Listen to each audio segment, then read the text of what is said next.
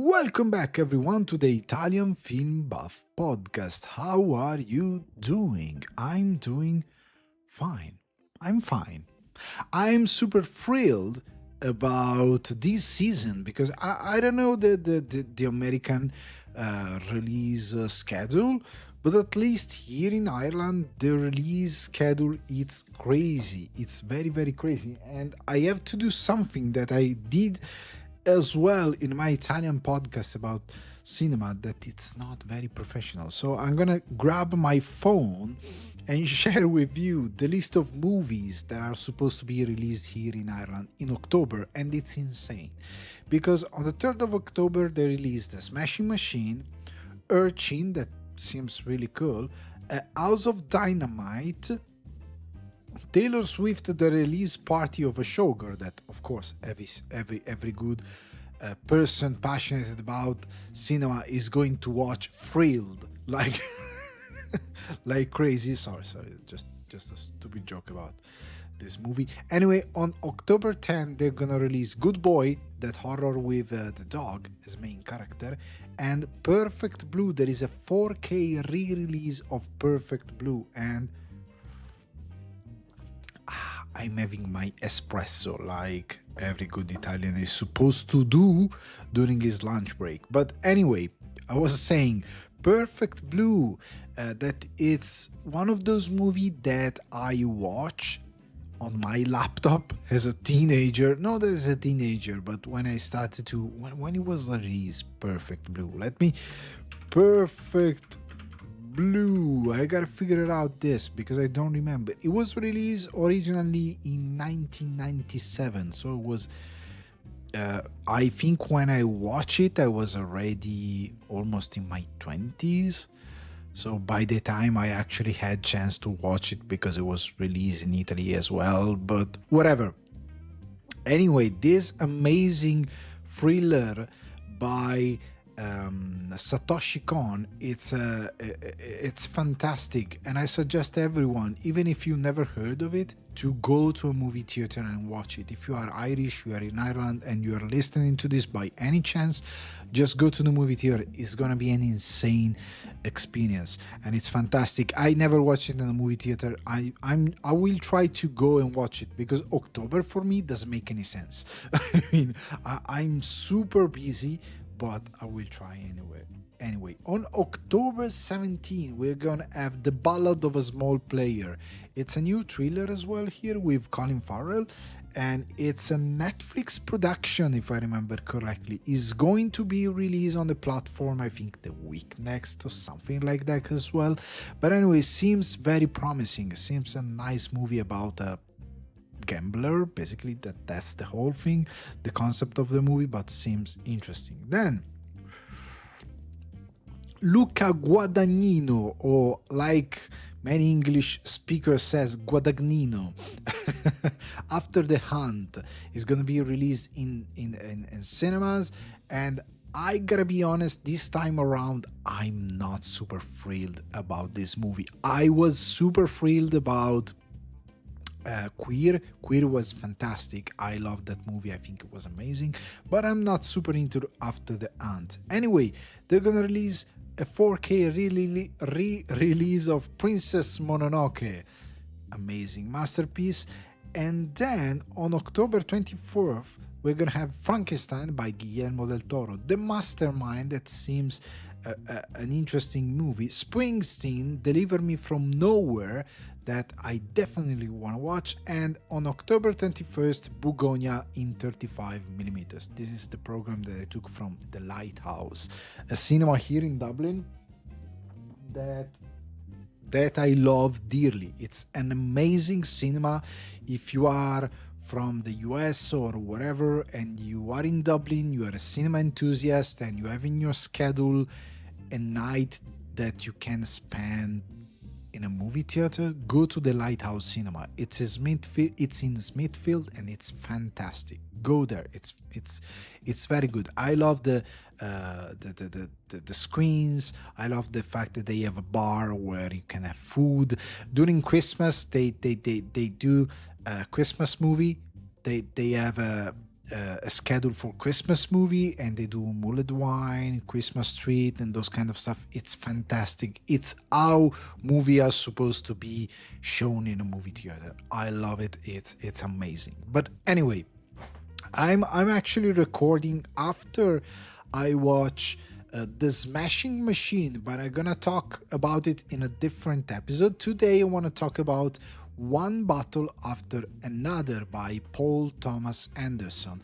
Sorry if I'm late. I'm trying to lock my schedule in order to record those episodes in a in a more how can I say, in a with a tighter schedule, so I can sorry, my voice is dying today. I'm recording an insane amount of stuff, so I get them out of the way and I can spend the rest of the time working and doing live.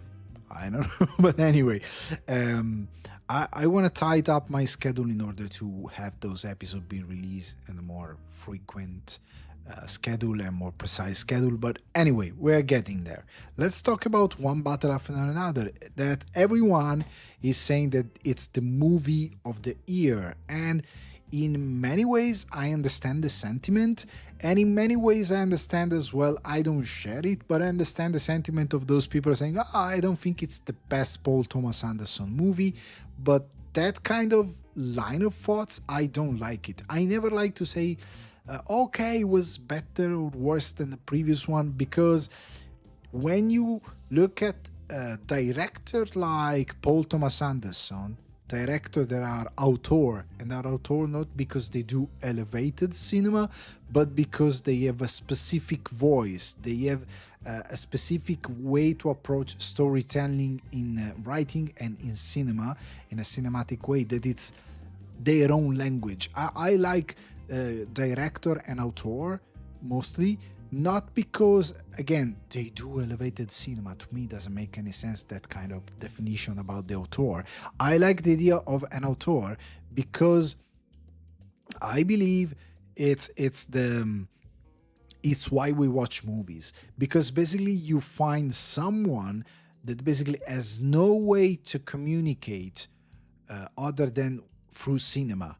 Is like person that can actually communicate through words or in any way, in any different way. The only way that he has to communicate is through cinema, and then through cinema he founds, it's a person that is able to find his grammar, his voice, the way he can actually tell something, whatever it is. And Paul Thomas Anderson is that kind of person, is that kind of author. He has a precise voice, and in any movie, I mean, if I think about his filmography, it's never the same. He has a way to tackle storytelling in a cinematic way, but it's never the same. It's always a different experience. So, I mean, you can, just for fun, think about saying, I don't know, I prefer more, I don't know, Boogie Nights compared to this one, or you prefer more, what do you know, let's open his filmography, that it's not that huge but it's very rich. You prefer maybe, I don't know, The Master, or There Will Be Blood, or Inherent Vice. Inherent Vice, it's a movie that I loved. Honestly, I gotta rewatch it, but it's a movie that I loved dearly. I think it's fantastic, and it's sometimes it's not, it wasn't well received. I have this feeling that it wasn't well received, but it's a fantastic movie. Anyway, every movie is different. I can look at One Battle After Another and try to make a comparison with The Phantom Thread. Doesn't make any sense. They are completely different mood and movies, and they have different objective, even in the way they deliver the story. It's something completely different. So I don't believe in this idea of, oh, it's better than the previous one, or it's in the top 3 of his best movies. It's very subjective, I think, the way I see things. But anyway, what we can say, is it one of the best movie released in 2025? Well, most likely yes. To be honest, it's one of the greatest movie released this year because it's pure cinema. and I'm gonna uh, articulate on this idea. But first thing first, I want to start from the where the movie comes from. Basically, it's an action thriller inspired by the 1990 novel Vineland by Thomas Pynchon. Thomas Pynchon is a very peculiar writer. If we if we check he wrote as well Inherent Vice that we mentioned before, but it's a very peculiar kind of writer. So um, it's a kind of a tough cookie to when we talk about adaptation, because it's not easy to adapt. And I think that Paul Thomas Anderson is a very good screenwriter and a very good director, and he can manage to adapt some weird and very peculiar piece of writing. But anyway, it stars Leonardo DiCaprio, Sean Penn, Benicio del Toro, Regina Hall, Diana Taylor, and Chase Infinity. Sorry, I'm about to die. anyway, anyway, it's to date the most expensive movie that he made, because it cost between 130 and 175 million. But it's also the one that is grossing the most, because at the moment, is if we check one bottle after another at the box office. Let's see the latest news about this, about the movie, if we can find box office mojo. So 100 million, a little bit north of the 100 million. Well, it's not a box office success if the budget is actually accurate, but it's a well-received movie. I never saw a kind of Paul Thomas Anderson movie being that successful at the box office, because it's a very peculiar director. And I think that maybe those kind of movie release back in the days, if you transport this movie in the 90s, it will be most likely a more interesting, it will have a different box office history. I'm 100% sure. But even in the early 2000s, because people were going to the cinema way more than we do now. But anyway, the movie, it's very interesting because of the story. I'm gonna talk about the movie without spoiler, and then I'm gonna have a segment with spoiler. I will let you know beforehand so you don't step into any spoiler. But anyway, I will let you know. So what I find interesting is that Paul Thomas Anderson, like in every movie that he has ever written and directed, even if he's adapting an existing novel, what's interesting about his take on those story is that it's never boring. Never boring. I never seen a Paul Thomas Anderson movie that has a lazy or boring vision on an argument. It has this idea that doesn't matter what's the root of the story, but is like he's like Quentin Tarantino. The reality that he brings to the audience is not a fantastic reality per se. I mean, it's not like a sci-fi or a fantasy movie or a superhero movie where there are things that are completely out of our reality. But whatever he's telling, it's basically beyond our idea of what is real. It's a fictional space, not just because the events are fictional, but because it has a different view of how reality works. Not because there are stuff that are impossible to believe, like a Mission Impossible movie, but just because the way he tells reality, even when it's influenced by actual stories, like Licorice Pizza was influenced by actual piece of stories from taken from a life of I don't remember who, but anyway, were influenced by reality and people are, that actually exist. But anyway, his take on reality, it's something else. It's a vision of reality, and you get transported into this vision of reality. And even in One Battle After Another, I don't know the actual novel. Most likely, it was adapted to suit the present. But anyway, in an insane twist, the story of One Battle After Another, it's way more how can I say this? It's sometimes Paul Thomas Anderson movie, even if they are fiction, they are more grounded in reality than those movies that they try to tell real story, like biopic or stuff like that, like biographical movie. Why do I say that? Because sometimes, because I think that it doesn't matter if you're telling a true story. If the event that you tell, the kind of story you want to tell, the kind of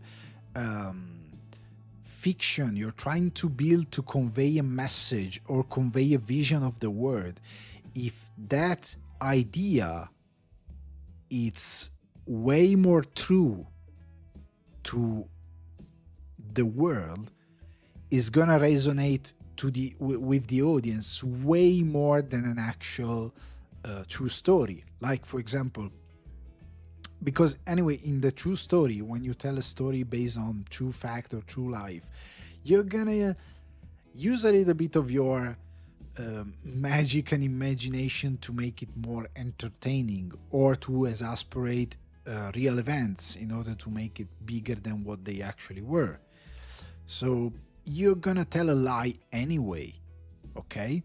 So some event you go like, this event never happened, just fiction, it's just exaggerating reality. It's, if we check, for example, Bohemian Rhapsody has element of complete fiction. It was discussed and proven multiple times that there are stuff that just never happened. They just exaggerate the reality. They blow reality way over proportion just to make the movie look good, and to basically create a fictional celebration in a way of the life and the artistic life of Freddie Mercury. So it was way exaggerated. And if you take One Battle After Another, even if it's fiction, the way Paul Thomas Anderson, using Thomas Pynchon novel as base, the way he sees the word and the way he describes the word in order to make this story happen and tell a crazy story, an action thriller, it tells something that it's more interesting about the world we're living in today than an actual biopic. And it's way more interesting. And the audience take a lesson that it's more deep and interesting and fun to watch. And for example, you wanna prove of my line of thoughts? I'm just gonna say that Ben Shapiro, the infamous Ben Shapiro, but well, it's the closest thing to a child crying about how he doesn't like reality that I ever seen. I mean, it's one of the most childish person that I ever seen in my life. But anyway, let's go beyond this point. Ben Shapiro made a critic and of course called the movie woke, and of course I would love to have the patience to sit through the whole video and see how he embarrassed himself criticizing Paul Thomas Anderson writing. But anyway, sorry again, my voice is going. But anyway, just that thing, it tells you how dangerous the movie is, because it's very close to reality, and in a way that basically it tells you who really those characters are compared to who we have in real life. Because the movie, it's basically about this revolutionary kind of far left group, basically, that is breaking out immigrant from detention center and is making different social battle against the government. And at some point, basically the two main characters that are part of this group, they have a daughter, okay? But the thing is that 16, 70 years later, because she is a teenager, she is a full teenager, grown teenager, there is this character that was in the military and is one of those put in charge to dismantle this group of revolutionary, goes to chase the character of Leonardo DiCaprio and the girl, because the mom is gone, she's no longer in the picture, because she has done something that pushed this group too far from their basic principle, and something very bad went down, and this guy is obsessed with her, and he goes after Leonardo DiCaprio and the girl, of course. And then we start the story. And I mean, the story evolves, keeps evolving from those premises. But anyway, what I loved about this movie, it's how it makes two things great. The things is basically the title suits a lot how the movie works. It's literally one battle after another, and it gives you a preview of what the movie is. Because even if the movie tells the whole story, starting from the character of Leonardo DiCaprio, and she's not Regina Hall. Is Regina Hall the co-star? Sorry, I'm having no. Sorry. It's Teyana Taylor. Sorry, my mistake. Anyway, the story of those two that are in love, they are part of this group. It starts from there, and it starts from the conflict that set the whole thing in motion. So that the fixation of the character of Sean Penn, Stephen Lockjaw, for the character played by Teyana Taylor. So he starts from then, and then he goes on, and he continues, and they move through the year, and it takes 2 hours and 20 minutes and 40 minutes. I mean, it's an incredible movie that even if it takes 2 hours and 40 minutes to tell the story, the rhythm of the movie is so well managed and the story is so well told that basically the movie seems to last an hour and a half. Seriously. The movie ended and I was like, I can't believe this movie, because I knew that the running time, I was like, I can't believe this movie lasts actually for 2 hours and 40 minutes, almost 3 hours. It's insane. And the thing is that it works so well, not just because the pacing of the writing in the way it tells the story is so well put on paper, but also because even if it doesn't left anything behind, it's not like that you don't get any of the character, you don't get any part of the story. The story is a complex, in a way, story, speaking of the characters, but it's a simple one of what's going on. But the complexity of the whole story is there. Nothing is left behind. But Paul Thomas Anderson, through the work that he does, through cinematography and the way he frames the movie and the way he has edited the movie, basically with a graceful exercise of the cinematic language, he managed to give a great rhythm to the movie. And it's basically a lesson for every filmmaker out there, because one of the most obnoxious and annoying thing that we had seen and heard for the last, 5 to 6 years with the explosion of the communication online is those reels and TikToks and YouTube video where the editing and the style of basically how the actual content is delivered to the audience. It's like, it's treating people like if they are cats chasing a laser beam on the ground.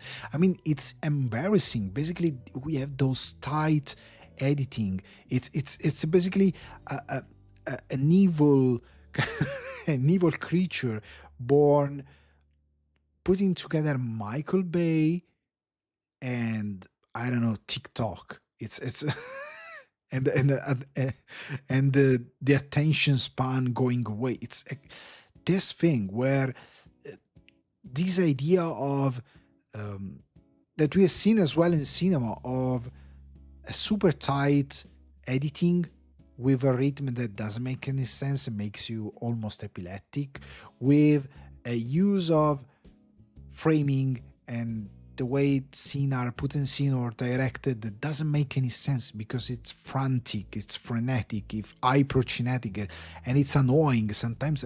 I mean, I watched Ambulance by Michael Bay last year and I almost threw up. And I don't throw up going on rides and stuff like that, but watching the movie, oh my god, yes, I almost throw up, because it doesn't make any sense. You keep going through drones and through the, it doesn't make any sense. It's embarrassing. It's an embarrassment for.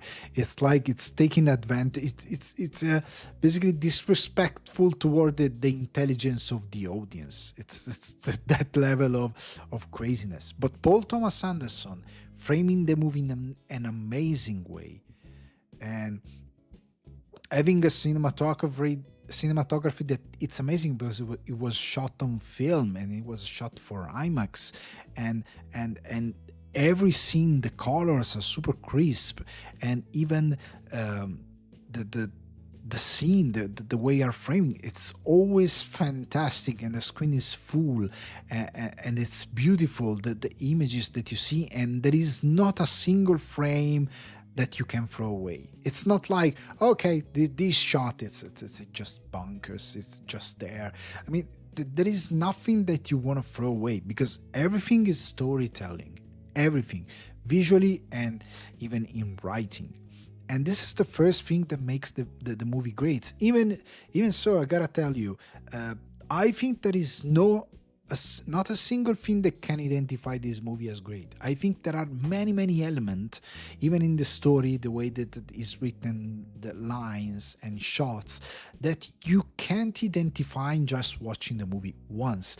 And this is the beauty of Paul Thomas Anderson and many other authors, is that the movie is so complex, not in what he's saying and not in the story he's telling, but is so complex in the structure of the movie itself. So in the way it's directed, the mise-en-scene, the photography, the way they deliver the line, the way it's written, is so complex that you watch it the first time in the movie theater and you are mesmerized.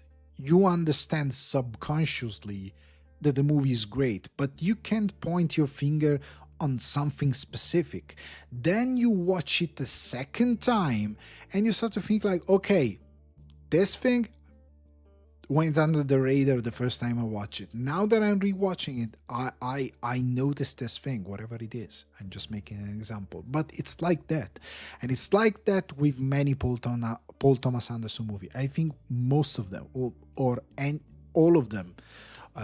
It's the same with Quentin Tarantino. I watched like 14 times Once Upon a Time in Hollywood, and the second time, the third time, the fourth time, I was getting things, and that's another movie that has a good runtime, but it feels like it's half of that runtime, and it's because the way it's shot, the way it's written, the way it's edited, it's fantastic. And it shows you that if you use a hyper-cinetic editing, or if you keep moving the camera like crazy just to keep your audience there, it's because you have no clue how to shoot a good movie. That's my take on it. And Paul Thomas Anderson, he has not just a clue, he knows. He knows.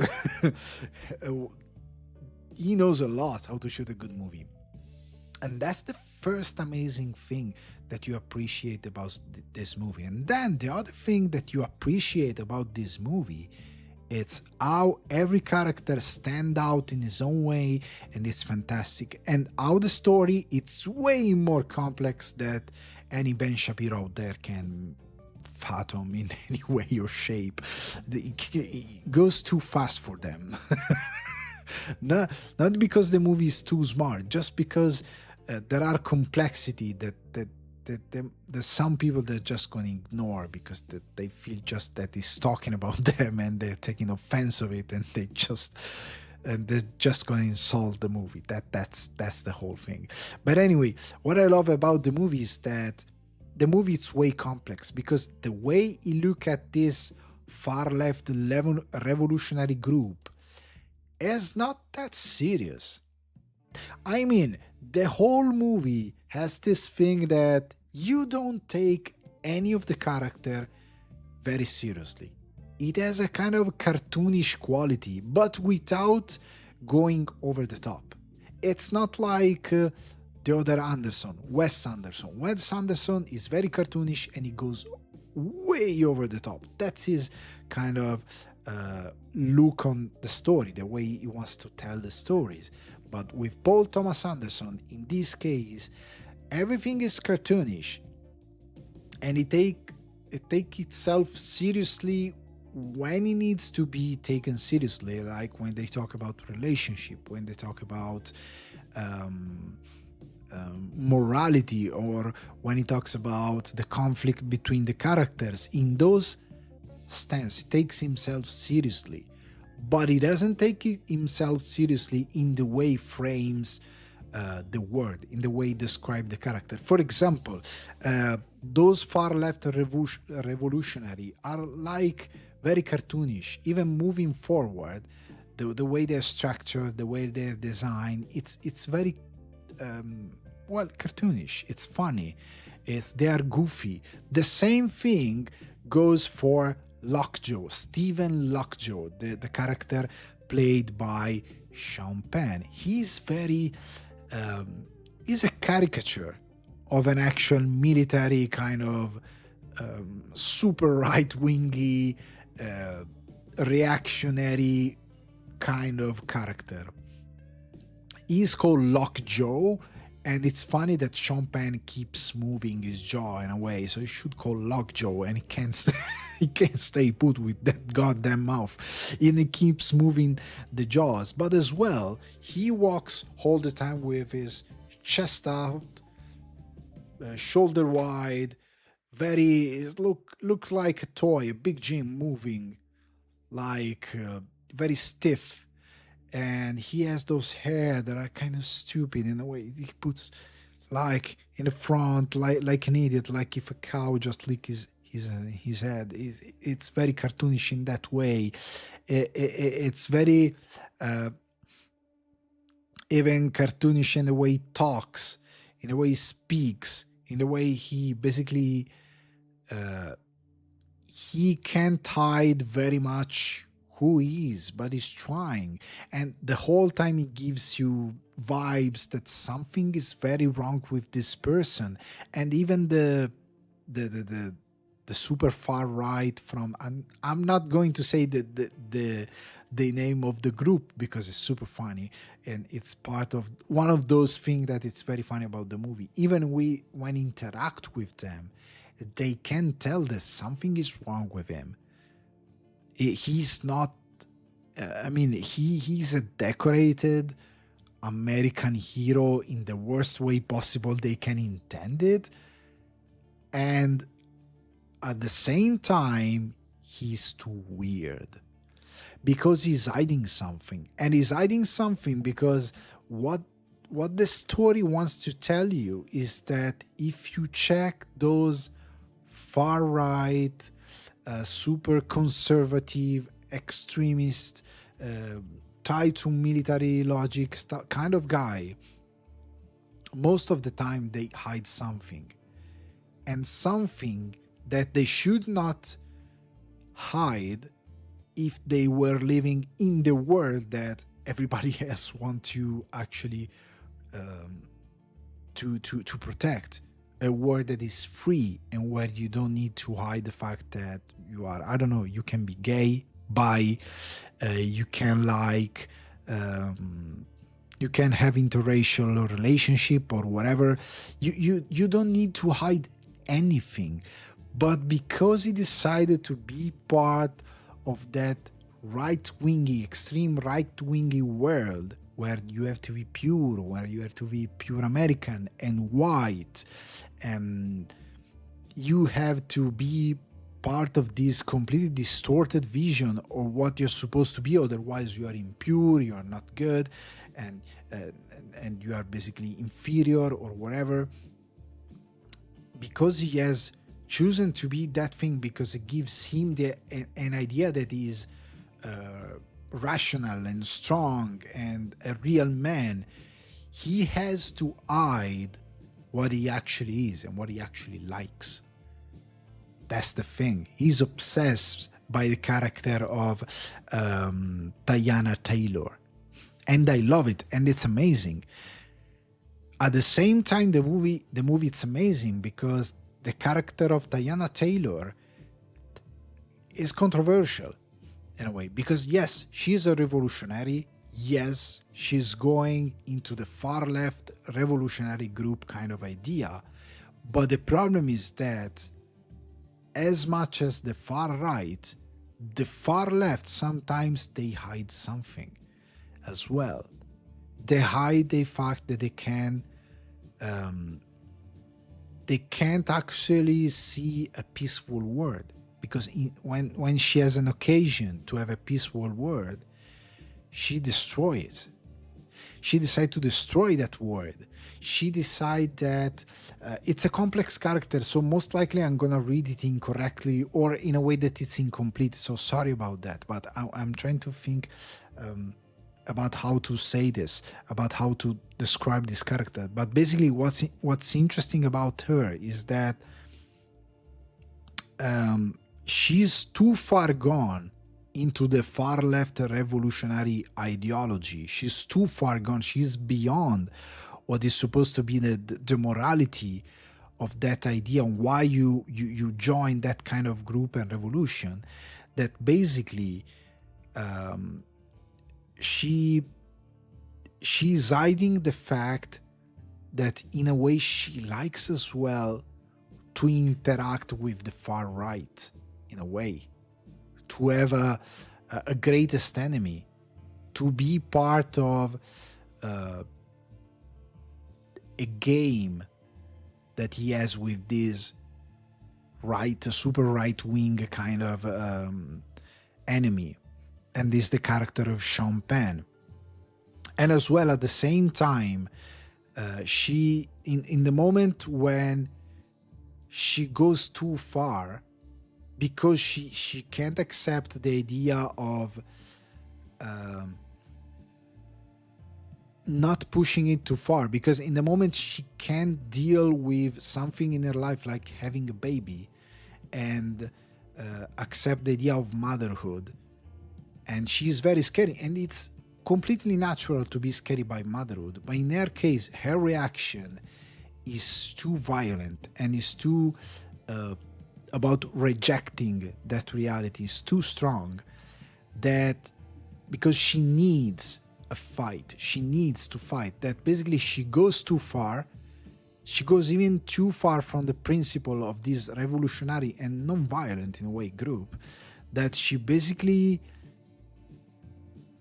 create a breaking point, and when she has to face the consequences, she becomes the worst possible member of that revolution, and she creates a fracture that is gonna disrupt the whole battle and the whole thing.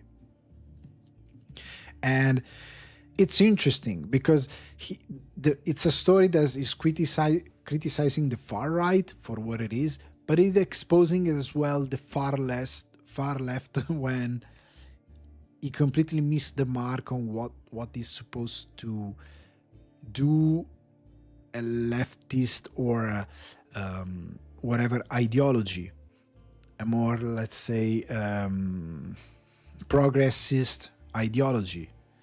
It goes too far, and it starts to go too opposite of whatever vision of a peaceful life you can have, and it's another cage. So there are the two opposite cage, creating a conflict, and Leonardo DiCaprio and the little girl are in the middle. because they are the two characters that see the point of the battle, but also see the point of being in a healthy society, in a healthy life in a way. And that's the journey that is going to go through Leonardo DiCaprio with his daughter during the whole movie. And it's a journey, okay? And it's interesting because then it's interesting also the fact that there is a moment when you see something awful. There are those characters from this secret group, secret super extremist group, suprematist group, let's call it like that. And the way they talk, what they talk is so vile, but in a way is concealed from with an element of comedy, of cartoonish kind of element of cartoonish storytelling, as I said before, that it make it work. So even if it's horrible and vile, you start to say, oh, okay, anyway, I'm having a laugh.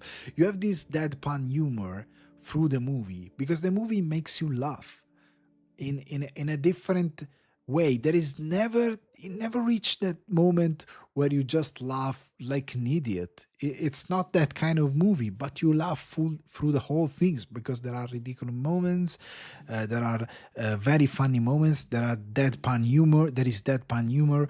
It's a movie that works on different levels. So even facing characters that are horrible and that are despicable, you're gonna laugh about them on their expenses, and you're gonna laugh about them because they are ridiculous. And in a way, if you look to real life, as I mentioned before, like Ben Shapiro, those kind of guys, they are kind of ridiculous. They are kind of foolishness.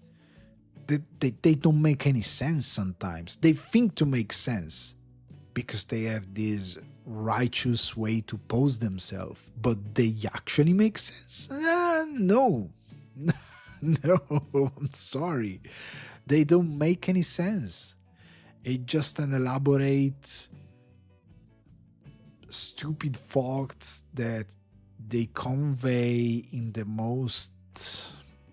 They try to convey in a reasonable way, but it doesn't make sense, and it's just ridiculous the way they pose themselves, because the ideal itself doesn't make much sense. It's kind of ridiculous. Like it's ridiculous on the far left side of the story, the way of life that they choose. Some rules and some element of comedy are born from a strict way of thinking that this group has about living their revolutionary life. So the movie is about this journey, and I love the fact that once the movie starts, we follow Leonardo DiCaprio, but we follow as well Sean Penn as a character. And even if it's despicable and vile and we despise him, we kind of laugh about him.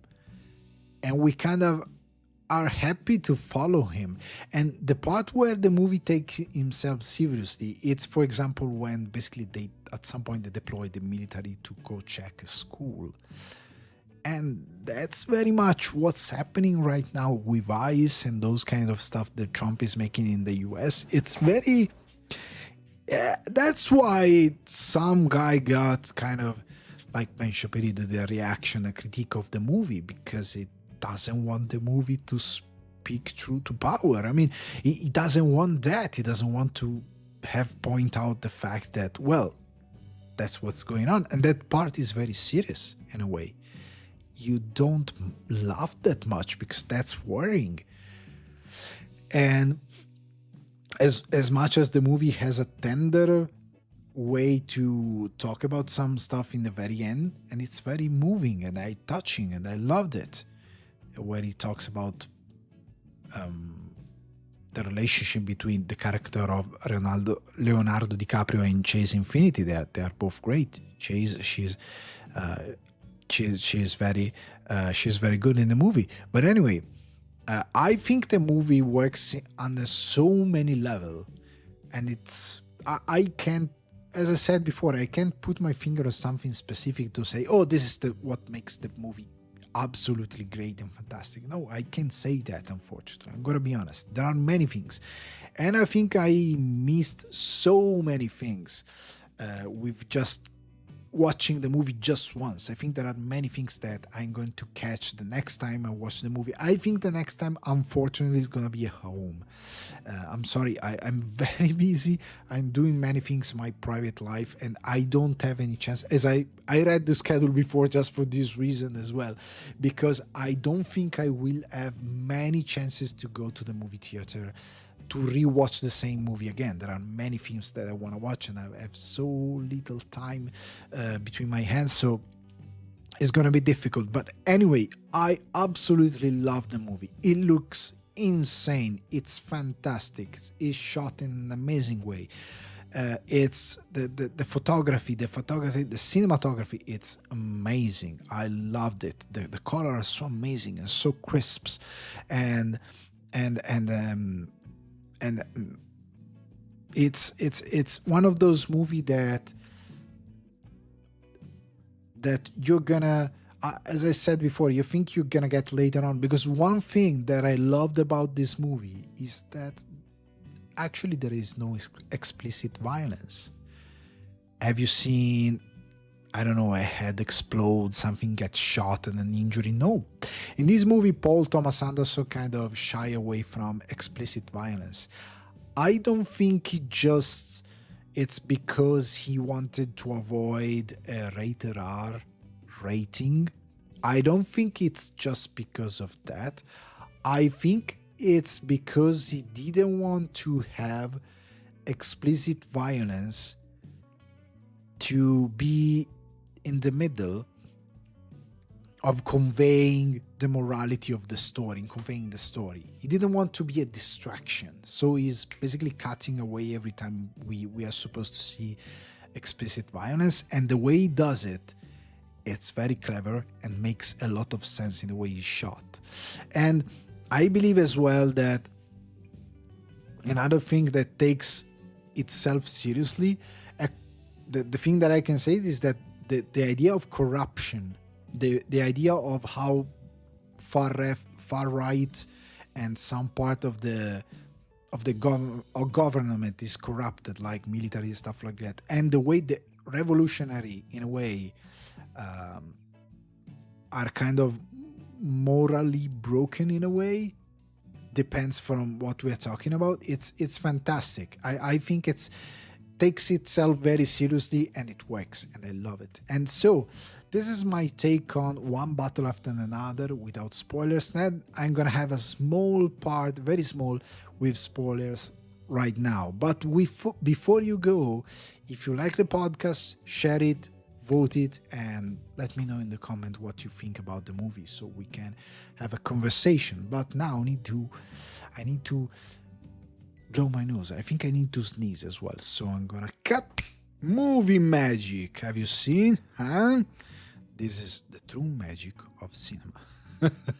Or editing in this case. But anyway, let's talk with spoilers about the movie. So a couple of things. I'm not gonna tell a lot, but the thing that I love the most is that, I mean, what I was saying before about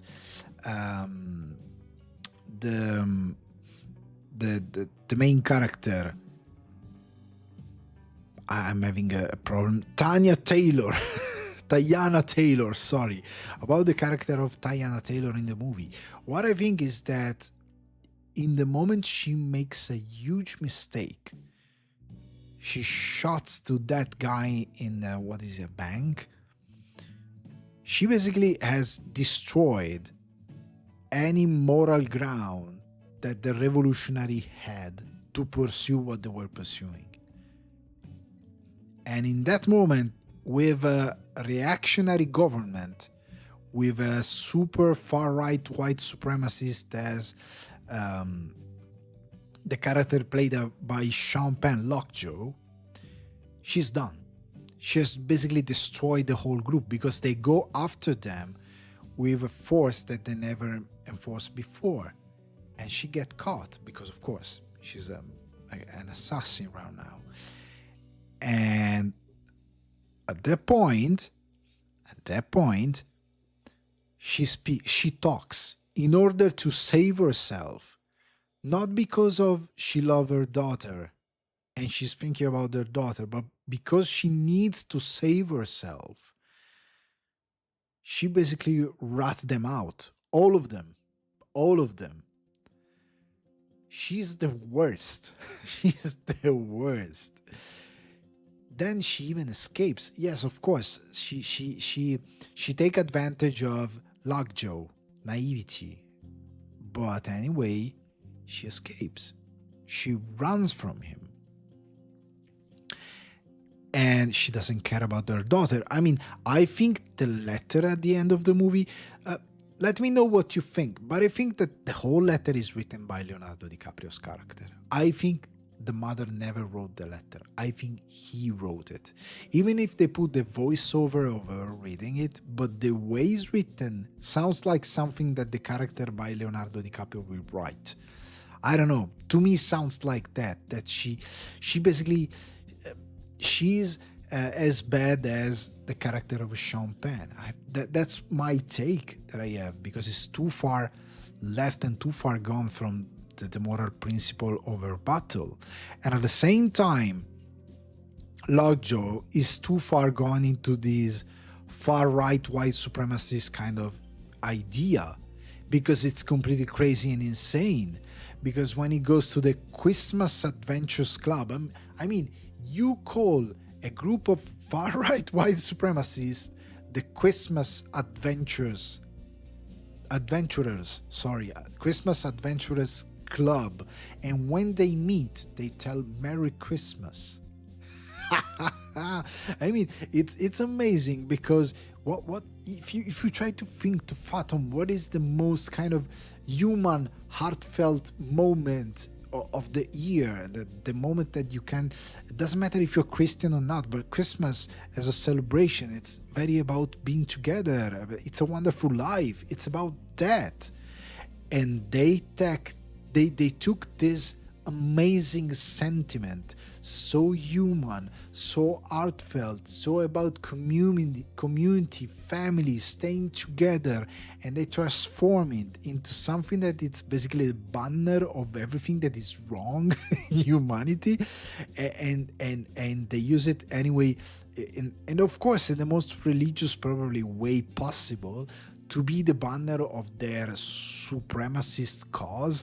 And it's so hilarious because they're so serious and they tell horrible things, but they go like, Merry Christmas. And the thing is that he goes after his daughter, basically, the daughter that he had with the revolutionalist, just because he wants to be in this club. But he knows that he's corrupted, because he knows he loves her. He was intrigued by her, like any far-right supremacist. That if we go every time, there are millions of stories like that. I'm Italian, I had Mussolini.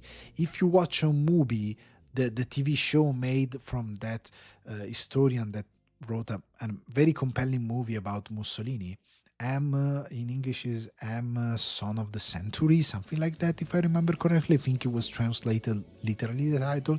But anyway, if you check Mussolini, he was kind of a pathetic kind of guy.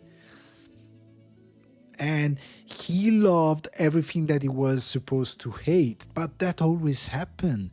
The far rights, they go after promiscuity, and they love promiscuity. They go against interracial relationship, and they love interracial relationship. They go against gays' right, trans right, and then they love maybe being with a gay person or a trans person, because they're trying to suppress so much what they actually are, to basically to put themselves on this high horse that is not an high horse, of this idea of what is a man, a righteous man.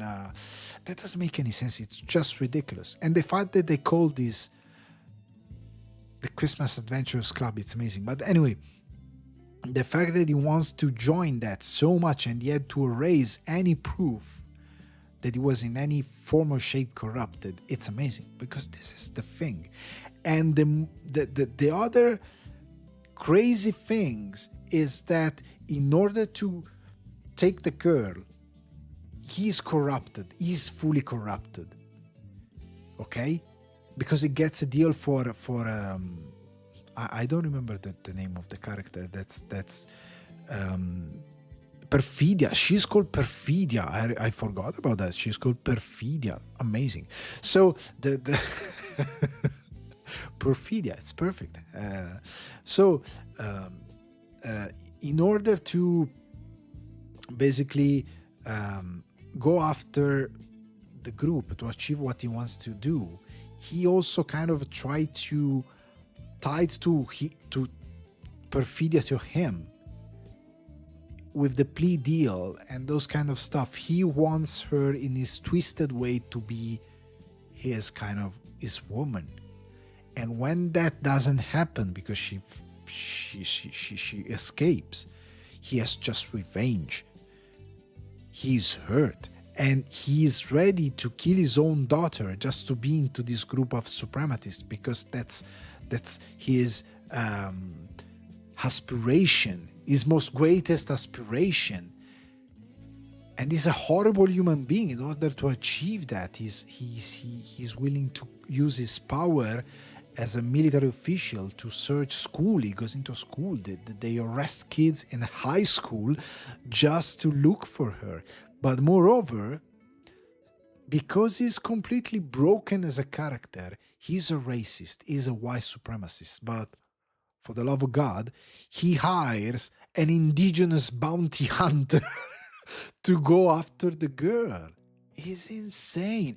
And the things that I love is that the morality of this bounty hunter, it's amazing, because in the end, when he says kill her, and he goes like, I don't do kids, and he goes like, okay, bring to those guys and they will take care. And when he goes there, he brings the girl. He has the moment where he says, no, I can't do this. I really can't do this. And then he unleash mayhem and start to shoot, because he can't actually in good conscience, as an indigenous, do that.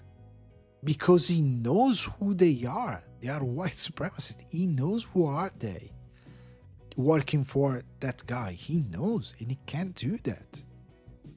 And that's his morality, and he dies because of that.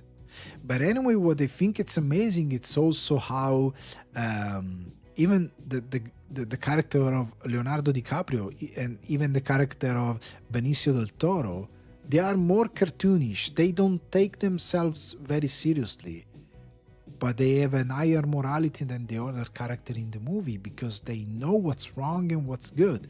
I love Benicio del Toro character. He's so chill.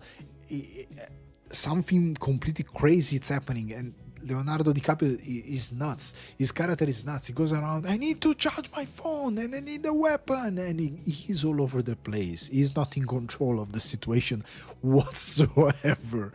But it's amazing how he's chill. It's like, think of the waves, think of the sea.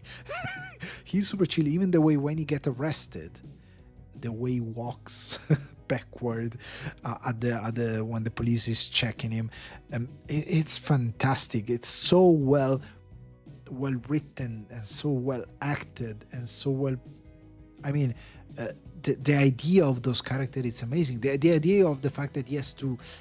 There is this riot happening on the street, and there are those guys with the skateboard going around, and he goes like, bring him through the roofs, let him escape. But of course, he's a guy that he spent most of the time stoned or watching old films, old war movies and stuff like that.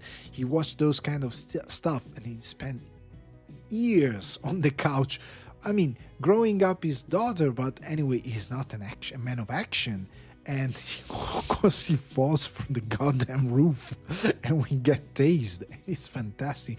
In the car, what's your name? It's Peter Parker. And Peter Parker, man, he's an idiot, but he's fantastic. It's I think that DiCaprio said that he took inspiration from the Big Lebowski to play the dude, of course, to play this character, and it's fantastic. It's perfect. I think it's a perfect inspiration because it makes sense that the character is like that. And as I said before, the way what the whole gag over the phone, the whole not gag, the how can I say the whole beat over the phone, where he goes like with the password, it, and and he can't remember. I can't remember for the life of me what's the password.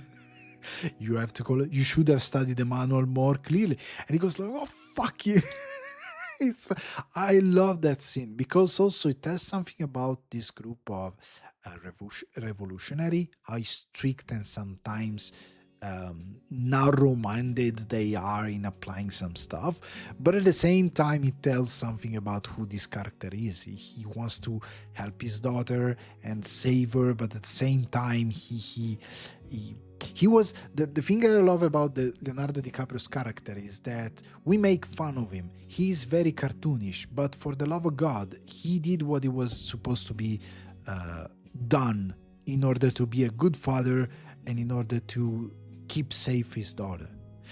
Because what I mean is that even at the beginning of the film, there is the family of apparently she's called, I forgot her name again. Non Cruella, Perfidia. Sorry, Cruella, Perfidia, it's very okay. But anyway, Perfidia, we see her family going like, oh, she descends from a line of revolutionary. We are all revolutionary. They talk highly about the revolutionary things, and they think she's like the perfect revolutionary. She's not, because we see that she liked to look at the other side of the far right as a charming enemy to interact with. But anyway, and she goes very far into the morality and stuff. She abandoned the family, and not because of the fight, but because of her kind of selfish vision of the world. But anyway, they put him down. You're not enough for her. You're not good for her. But in the end, when someone is supposed to step up, he's stepping up. He's stepping up for the girl. He escapes. He keeps her safe. He keeps her safe for years. And when she gets kidnapped, she does everything in his power to save her, to try to protect her first, because she basically gets taken by the very last act of the movie. But anyway, he tried everything to keep her safe, and he kind of achieved that result, even if she kind of saved herself in a way.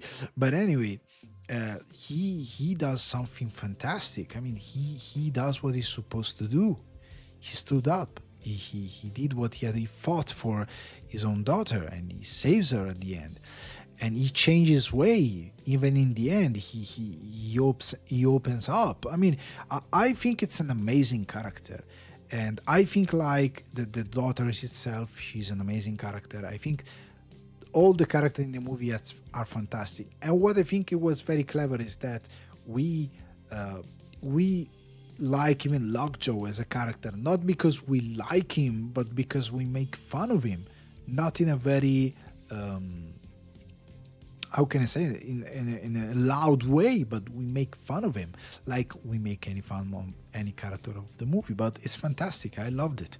I think it was a very clever movie under so many levels, and I think it's so well written and so well shot. I mean, I think I've seen these in some other movie, but I can't actually remember. But the scene at the end where we see that chase on that long road in the desert, and we go up and down like waves, it's fantastic the way, because it plays with the tension, it plays with the thing we expect to see or not to see in this chase.